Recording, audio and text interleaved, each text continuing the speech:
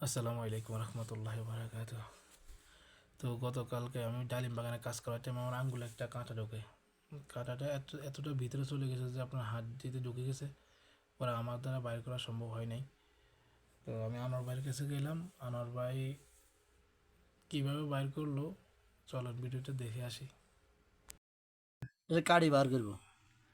তো আনোয়ার ভাইয়ের কাছে আসার পরে আনোয়ার ভাই অনেক চেষ্টা করে আসলে যখন করা যাচ্ছে না আপনার সইদি হচ্ছে না, তখন একটা মোটা সিফটিপিন নিল।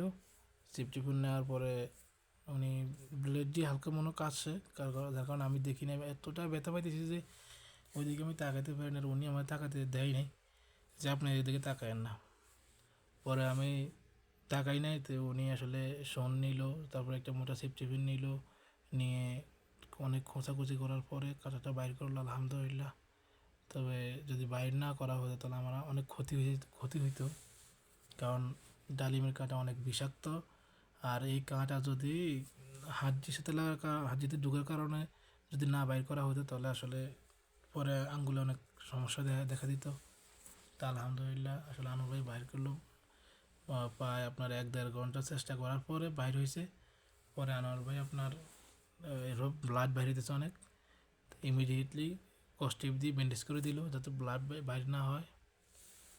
তো আমি আসলে ব্যান্ডেজ করার পরে আমাকে একটা ওষুধ দেওয়া হলো, আমি খাইলাম, একটা প্যানাডল খাইছি। খাওয়ার পর আসলে আমার গায়ে প্রচুর জ্বর চলে আসে। আমি 2 ঘন্টার প্রায় 2 ঘন্টা 2.5 ঘন্টার মতো ঘুমাই। ঘুমার পরে যখন আমি উঠি আসলে উনি বলছে কস্টিউমটা খুলে নতুন একটা লাগান। তো আমি কস্টিউমটা খুলি, আসলে খুলে দেখতেছি যে কস্টিউম মারার পরে অনেক ব্লাড বাইর হয়েছে। আমি নাকি ঘুমিয়েছিলাম, এর ভিতরে আবার উনি আবার পরিষ্কার করছে। কস্টিউম খুলে পরিষ্কার করে আবার নতুন একটা লাগাইছে। তো পরে বললো যে আপনি ঘুমিয়েছিলেন, তো আমি আবার এটা চেঞ্জ করে আবার একটা লাগাইছি।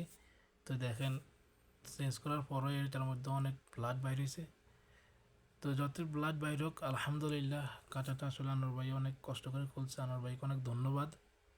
আর সবাই দোয়া করবেন যাতে তাড়াতাড়ি আঙুলটা সুস্থ হয়ে যায়, এবং আনোয়ার ভাইয়ের জন্য দোয়া করবেন। আসলে বিপদের টাইমে যদি এরকম বন্ধু না পাওয়া যায় তাহলে যে কী অবস্থা হয়। একটু আনোয়ার ভাইয়ের জন্য দোয়া করবেন এবং আমার জন্য দোয়া করবেন। আসলে আনোয়ার ভাই অনেক কষ্ট করে কাঁটাটা বাইর করছে, দেখেন কী অবস্থা হয়েছে।